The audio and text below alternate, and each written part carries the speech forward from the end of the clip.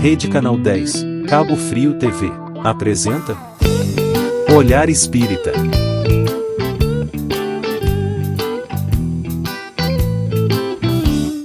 Olá, amigos, mais uma oportunidade aqui com o programa Olhar Espírita. Vamos hoje conversar a respeito da nossa casa, a nossa morada, né? Vamos falar um pouco sobre a psicosfera terrestre. Psicosfera terrestre, vamos tentar entender melhor o que é isso, né? Esfera é uma coisa redonda, tal. Bem, o nosso planeta nós sabemos que ele é esférico, né? E quando a gente fala psicosfera terrestre, nós estamos nos referindo a, digamos, camadas, né? Esferas, que são esferas, digamos, invisíveis aos nossos olhos, como é a atmosfera. A atmosfera é a camada de ar, né, que envolve a Terra, e vai aí desde a da troposfera, e vai subindo, tem a mesosfera, e vai embora até a exosfera, que seria a parte mais exterior aí das camadas da nossa atmosfera. Mas veja bem, isso nós estamos nos referindo à questão material. Mas nós vamos falar sobre psicosfera. E psicosfera já é uma referência às esferas espirituais do nosso planeta.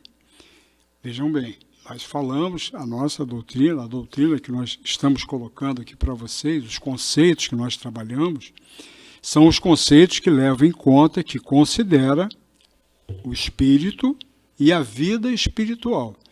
Então, nós que vivemos aqui encarnados nesses corpos materiais, o espírito, né, é encarnado, na oportunidade da reencarnação, ele está aqui ligado a um corpo material, ao qual ele estará ligado até quando, digamos, esse aparelho esteja em condições de mantê-lo vivo, que ele esteja em condições de manter e sustentar a vida ao espírito.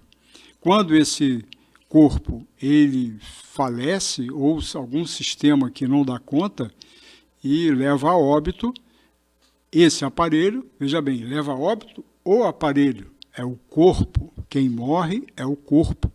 O espírito continua, o espírito não morre nunca, né? Então, justamente esse é o ponto, essa sobrevida do espírito e o que vai se seguir após esse momento do desligamento, né, do espírito deste aparelho. E aí, então, ele entra, digamos, no mundo espiritual. Que mundo espiritual que ele vai estar entrando, né? Nós vamos ter aqui o Marcelo Turra conosco para a gente poder conversar sobre esse babado aí. Como ele gosta de falar essa palavra, eu aprendi com ele, e ele usa muito nas palestras dele, né? Então, esse babado é forte, né? Para a gente poder conversar. Então, vamos fazer uma prece inicial breve, tá bom, Marcelo? Por favor, faz a nossa prece. Irmãos e irmãs, companheiros nos seus lares, que nos assistem em diversos horários e momentos, localidades, nós rogamos a Jesus que os abrace e nos abrace. Rogamos aos amigos invisíveis que nos orientem e que esse momento que estamos aqui reunidos, ele seja um momento útil, leve, agradável e que nos chame a muitas reflexões. Obrigado, Jesus. Obrigado, amigos invisíveis. Fique conosco hoje e sempre, na graça de Deus. Marcelo, essa questão, né, que eu botei assim meio de pronto, né? E, na verdade, o que a gente está falando compreende vários desdobramentos, tá? Mas esse momento, né, Marcelo, a gente está aqui, de repente, o chamado, né? De repente, somos convidados a volver ao plano espiritual e nos desligamos desse aparelho e caímos lá no plano espiritual, que nos aguarda, que é de onde nós viemos, né? Com certeza. De onde a gente veio.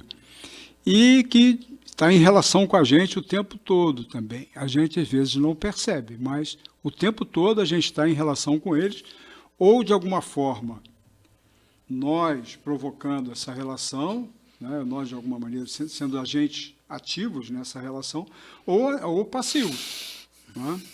Certo. Como é que funciona isso, Marcelo? Da gente, assim... eu sei que você não morreu ainda nessa vida, você está vivo aqui, né? Mas você deve ter né?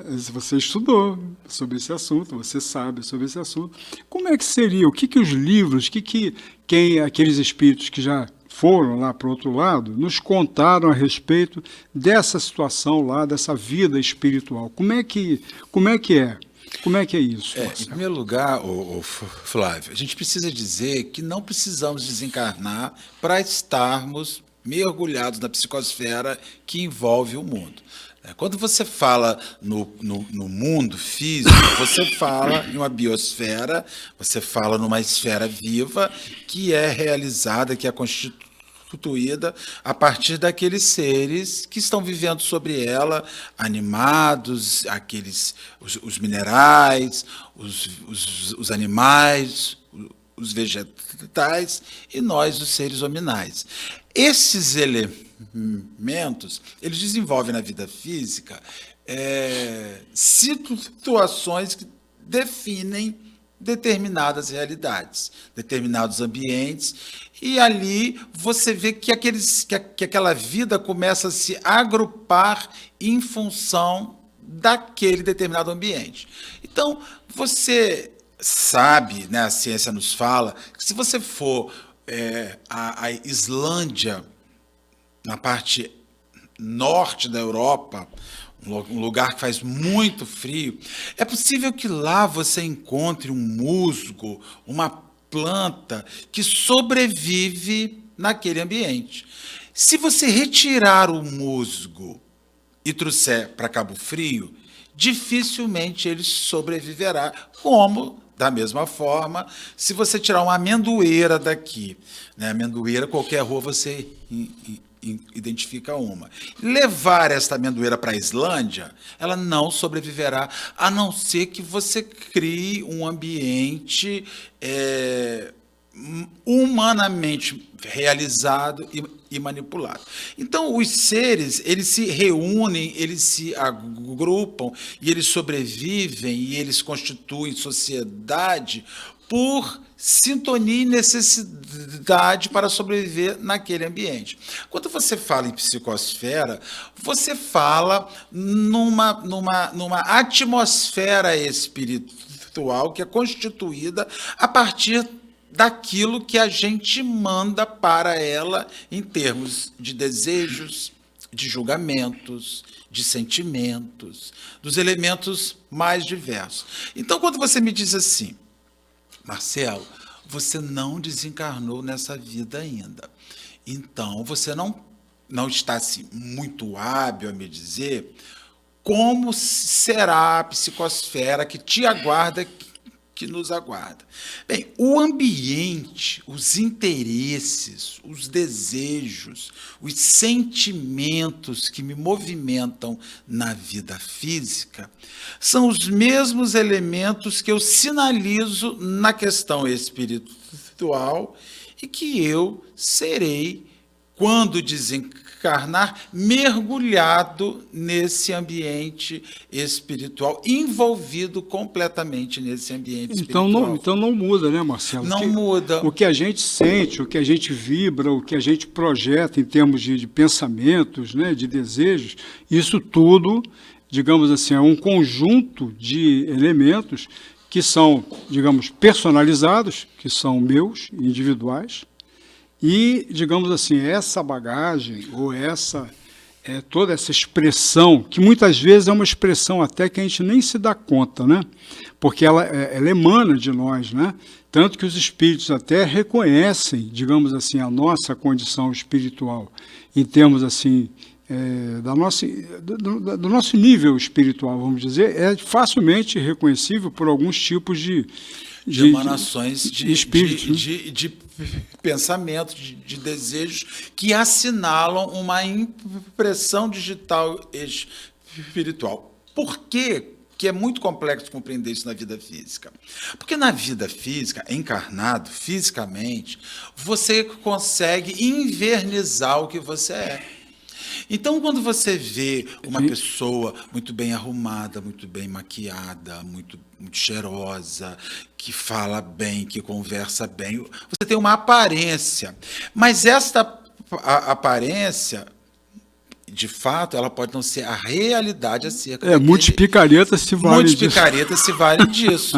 Né? Então, mesmo. O que ocorre? Mas o que a pessoa vibra está constituindo ao seu redor o seu hálito espiritual. As pessoas, elas têm um hálito espiritual. Ivone Pereira, numa das suas obras, se não me engano, em Devassando o Invisível ou No Invisível, uma das duas, ela faz uma anotação muito, muito legal. Ela vai visitar a casa de uma família muito rica e ela entra na residência da pessoa e a casa era maravilhosa, era uma casa suntuosa, com a louça muito bem posicionada, com os móveis muito bem decorados, com flores. Era um ambiente realmente espetacular, um ambiente físico espetacular.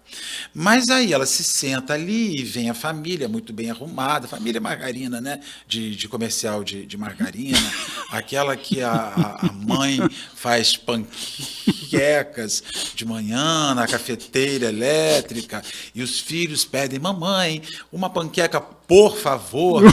Aquela coisa linda ali que Ivone está vendo fisicamente, quando de repente ela começa a descrever na sua vidência deslumbrante, né?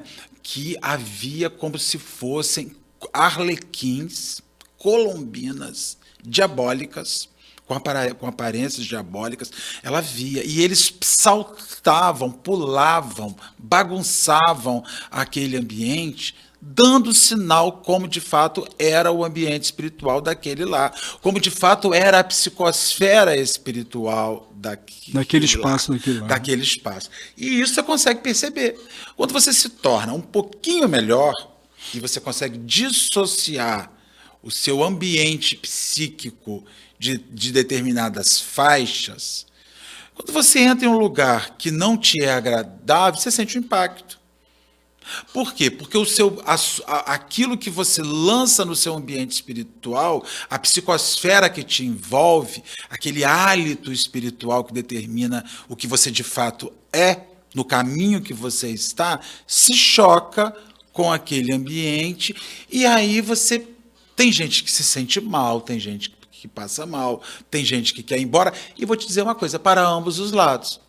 Porque tem gente ruim que quando entra num bom ambiente se choca. Se choca, e verdade. Tem gente boa que quando entra num ambiente infeliz se choca. Marcelo, a gente ouve falar até de pessoas, às vezes, em primeira oportunidade, às vezes, de ir a uma casa espírita, às vezes não conseguir passar do portão, ter dificuldade até de passar do portão, né? Devido até a um processo de dificuldades mesmo, né? Muito grande. E, digamos assim, aí já entra um outro componente também. Como você falou, e eu falei ainda há pouco também, muitas vezes nós somos o agente ativo, mas muitas vezes nós estamos atraindo certas influências que, digamos, atrapalham, elas vão estabelecer barreiras para nós e dificuldades para nós também. Então, essa questão de atração, aí é que vamos entrar num outro tópico para a gente poder abordar sobre a psicosfera. Então, a gente, como falamos, de uma hora para outra, a gente está do outro lado. No primeiro momento, é um momento perturbador, porque é aquele momento da separação, aquele processo todo, vamos dizer, um processo um pouco mais à frente, já, digamos, mais apaziguado com relação a essas dificuldades do início, né? Que é tanto para quem fica quanto para quem foi, quem partiu. Então, vamos dizer, onde que a gente vai estar situado, Marcelo? A gente vai estar situado em relação a quais espíritos ou a que espaço que eu vou estar, onde que eu vou estar? Eu vou estar por aqui, eu vou estar um pouco mais acima, mais abaixo? Como é que é esse negócio? Campete. Com quem que eu vou estar? Do Com quem que eu vou estar? Campete, presidente da Federação Espírita Brasileira, ele faz uma separação entre morrer e desencarnar. Ele disse que o espírita, quando vira espírita, ninguém mais morre, todo mundo desencarna. Ah, desencarnou fulano. Ah, ele falou que não é assim. Há pessoas que morrem, mas não desencarnam. Há pessoas que não... É possível que você morra e não desencarne. Para você desencarnar, você tem que morrer. E ele separa. Por que é possível que você morra e não desencarne?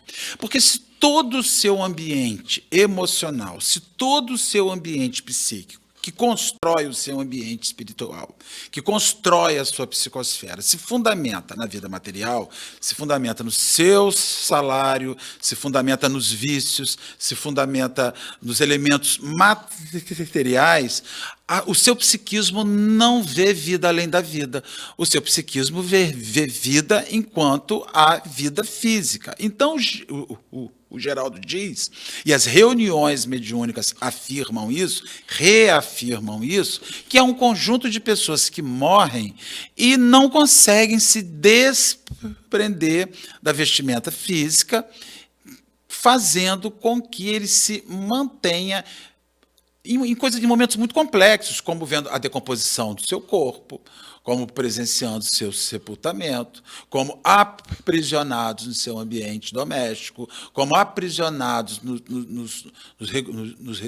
dinheiro, nos recursos que deixou num banco, né?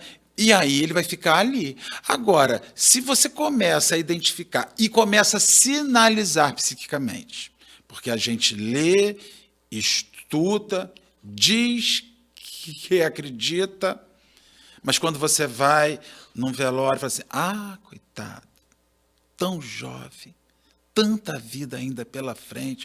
Ué, gente, ele só desencarnou, ele só morreu, a vida vai continuar no outro plano.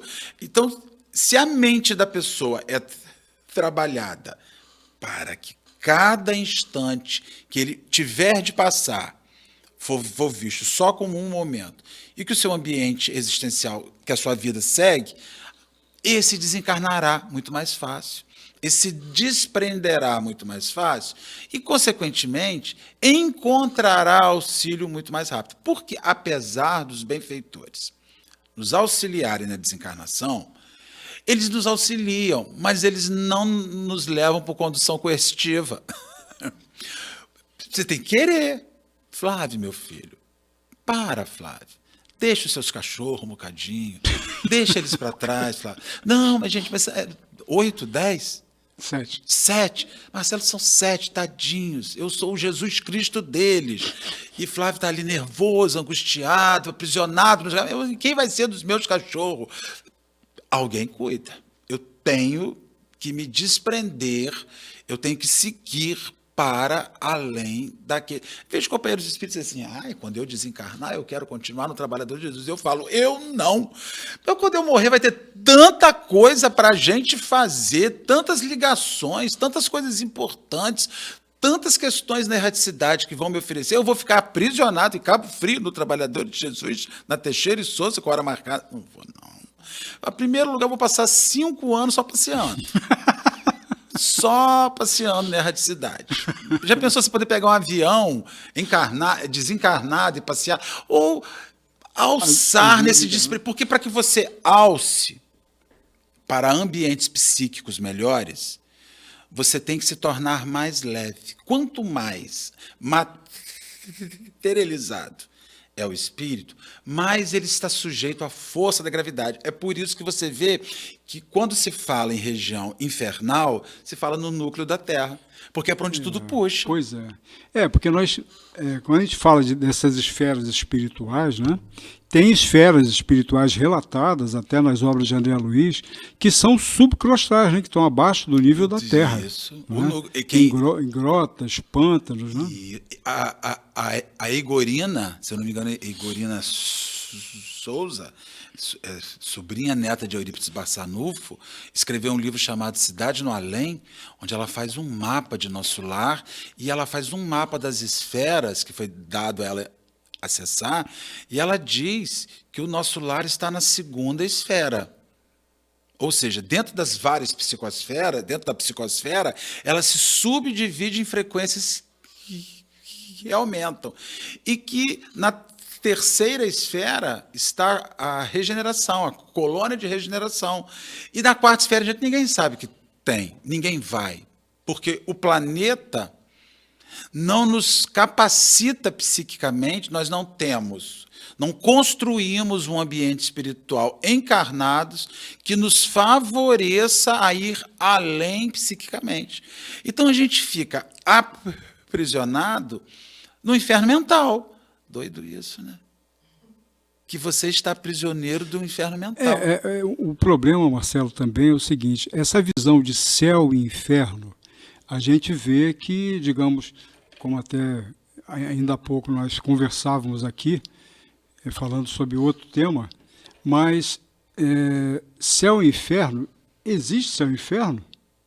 Eu acho que existe sim, Marcelo, mas o céu e inferno psíquico, aquele construído por você, aquele determinado pelas suas ações, aquele que você deu, você criou.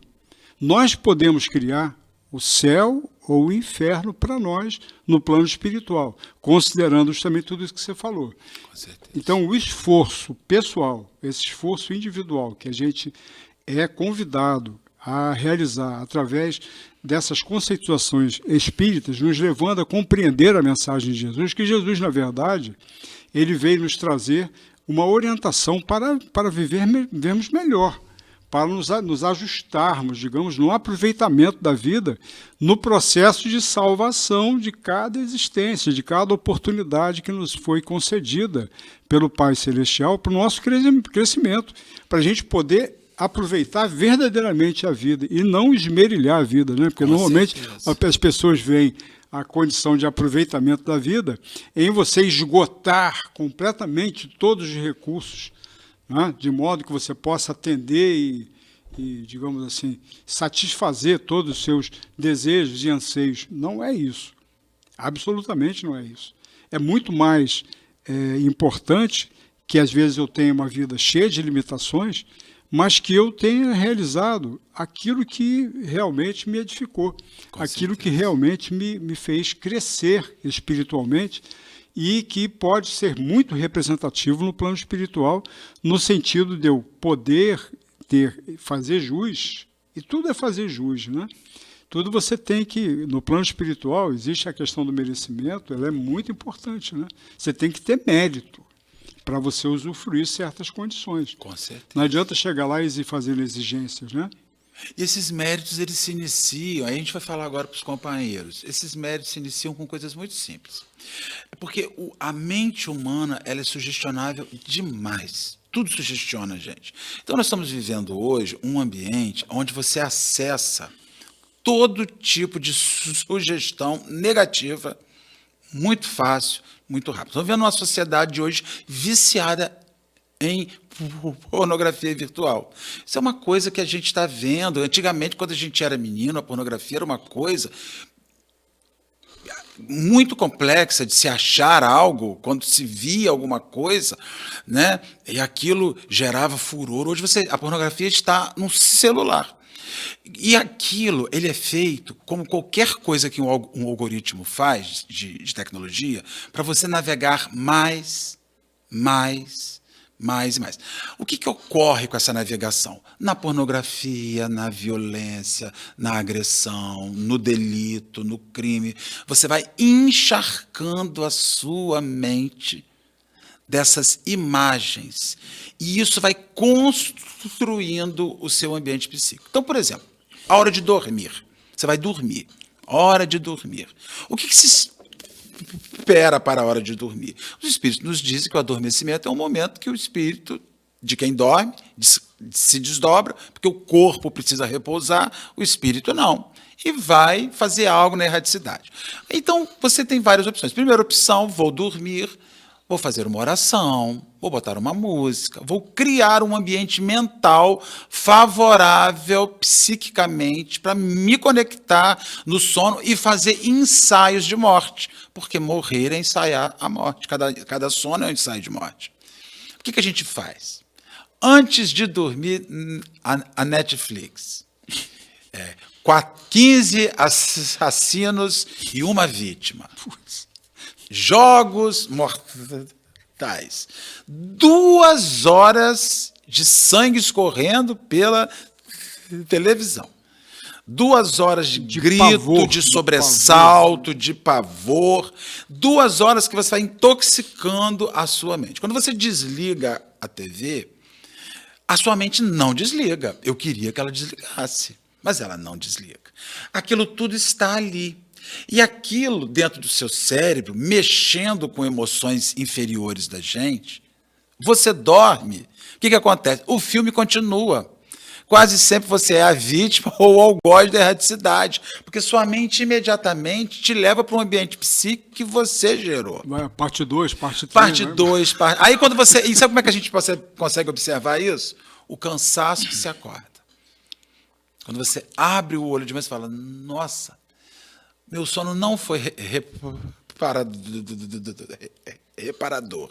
Porque eu levei o meu momento de sono na erraticidade, conectado psiquicamente a um conjunto de imagens dantescas. A gente tem que ter um cuidado enorme, sabe com o quê, Flávio? Que a gente tem falado muito dos trabalhadores de Jesus, e as casas têm repetido muito isso, é com o WhatsApp.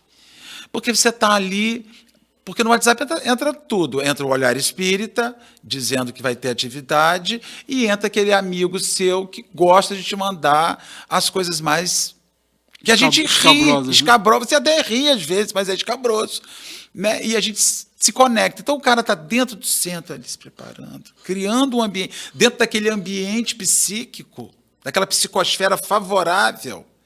E está ali você recebendo meninos rasgados, destroçados numa guerra violenta, corpos que queimaram. Sua mente começa naquilo, aí você começa a macular, Flávio, a sujar o ambiente psíquico.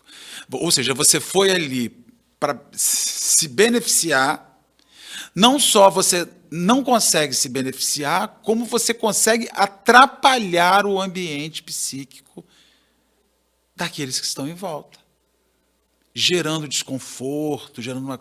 Então, a gente tem que ficar... Aí eu vou falar para você, orar e vigiar. Essa expressão psicosfera, então, ela é, digamos, um tanto mais ampla até do que a gente imagina. Que a gente fica falando psicosfera, pensa que é só quando desencarna. Não é, não. A psicosfera é o ambiente. É o aqui. É o aqui agora. É o teu lar. Por isso a importância do evangelho no lar. Né? É igual um bairro, gente. Você tem lá o bairro bacana, onde pessoas que têm recursos podem viver. Você tem as pessoas que moram nos bairros de maior dificuldade. É tudo o planeta Terra. Então, a psicosfera ela oscila pela sintonia daqueles que se agrupam e se reúnem e cria uma interferência em ambos os planos da vida. É por isso essa importância, digamos, da nossa frequência também na casa espírita ou no templo que a gente frequenta das nossas religiões.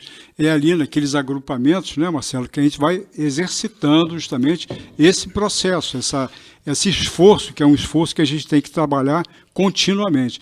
Marcelo, suas palavras finais aí, por favor.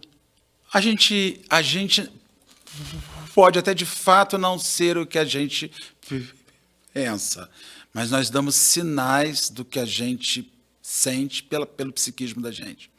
Vigie e ora, não deixe a cabeça solta. A questão não é pensar ruim, o mal. A questão é quanto você se obriga a voltar para o bem. Ah, mas eu tanto pensamento ruim na minha cabeça, tudo bem. Não vamos reclamar do pensamento ruim que entra intrusivo, não. Mas vamos fazer força para que volte o bem. Pensou uma coisa ruim, puxa o bem de volta. Teve uma coisa ruim, chama o bem de volta.